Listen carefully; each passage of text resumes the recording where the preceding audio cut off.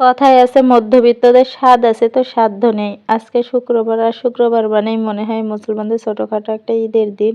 আর এই দিনে একটু ভালো মন্দ বা স্পেশাল কিছু খেতে সবারেরই মন চায়। আসসালামু আলাইকুম এভরিওয়ান, সকলে কেমন আছেন? আশা করি সকলে ভালো আছেন। আলহামদুলিল্লাহ আপনাদের দোয়া এবং ভালোবাসা এবং আল্লাহর রহমতে আমি অনেক ভালো আছি। আজকে শুক্রবার, ঘরে তেমন কিছুই নেই। দেখছি কয়েক টুকরো গরুর মাংস রয়েছে আর কিছু পোলাও চাল রয়েছে। তাই ভাবলাম এটা দিয়ে একটু তেহেরি রান্না করি। তার জন্য মাংসগুলোকে ছোট ছোট পিস করে নিয়েছি। আমার মনে হয় মাংস বড় বড় করার থেকে তেহেরিতে ছোট ছোট পিস করে রান্না করাটাই বেশি ভালো লাগে।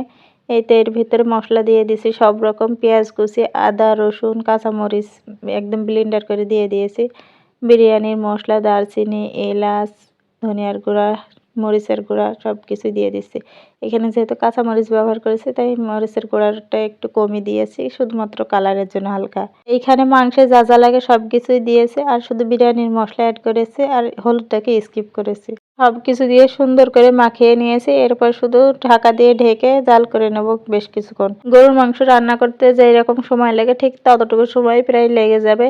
একদম সিদ্ধ করে নিতে হবে মাংসটাকে, আর সুন্দর করে কষিয়ে কষিয়ে রান্না করতে হবে। আর এই দেখুন, আপনাদের সাথে কথা বলতে বলতে বা ভিডিও করতে করতে মশলা মাখানোর সময় আমার তেল দিতে মনে নেই। এই তো তারপরে বেশ কিছুক্ষণ পরে হঠাৎ আমার মনে হয়েছে আমি তো তেলই দিইনি।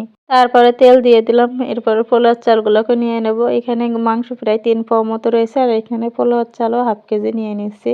পোলাওর চালের পরিমাণটা একটু বেশি নিচ্ছি, কারণ সবার হবে না, তার জন্য। বাসায় রান্না করা হচ্ছে, সবাই যেহেতু খেতে হবে। ওই যে প্রথমেই বললাম মধ্যবিত্তদের স্বাদ আছে তো সাধ্য নেই। তার জন্য হালকা মাংস হলে পরেও সেইভাবে রান্না করব যাতে সবাই খেতে পারে। এরপরে মাংসটাকে সুন্দর করে কষিয়ে রেখে দিয়েছিলাম। আর তখন কি জন্য যেন রান্না করা হয়নি, মাংস কষিয়ে রেখে দেওয়া হয়েছিল।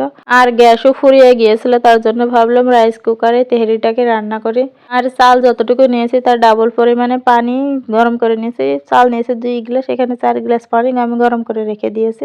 এরপর পোলাওয়ের চালটাকেও ভেজে নেব। তার জন্য শুধু তেলের ভিতরে পোলাওয়ের চাল দিয়ে শাহি জিরা, জয়ত্রী দিয়ে সুন্দর করে ভেজে নিচ্ছি। এই তো যখন চালটা ভাজা ভাজা হয়ে আসছে তখন এর ভিতরে মাংসগুলোকেও দিয়ে দেবো। মাংসগুলোকে দিয়ে বেশ কিছুক্ষণ ভেজে নেব। চালটাকে খুব বেশি ভাজার দরকার নেই, একেবারে মাংস দিয়ে বেশ কিছুক্ষণ ভেজে নিলেই বেশি ভালো হয়। এই তো আমি সুন্দর করে ভেজে নিচ্ছি, আমার ভাজা শেষ। এরপরে এই তো গরম পানিটাকে দিয়ে দিছি। পানিটা যেহেতু আগে থেকে পরিমাপ করা ছিল তার জন্য বেশি সুবিধা হয়। আর আমার মনে হয় বিরিয়ানি বা পোলাও রান্নাতে পানির পরিমাপটা আগে থেকে মেপে দিলে পরে বেশি সুবিধা হয়, পরবর্তীতে কোনো সমস্যা হয় না। কারণ গরম পানি মাপতে গেলে পরে হাতে ছ্যাঁকাও লাগতে পারে, তার জন্য আগে মেপে নেওয়াই ভালো। এই তো এরপরে একটু দুধ দিয়ে দিয়েছি, এরপরে এটাকে সুন্দর করে বসিয়ে দিয়েছি। রাইস কুকারে তো আর কোনো ঝামেলা নেই। এই তো আমার রান্নাটা হয়ে গেছে। আর এই তেহারিটা খেতে মাশাআল্লাহ অনেক বেশি মজা হয়েছিল। আজকের ভিডিওটা এই পর্যন্ত। সবাই ভালো থাকবেন। আল্লাহ হাফেজ।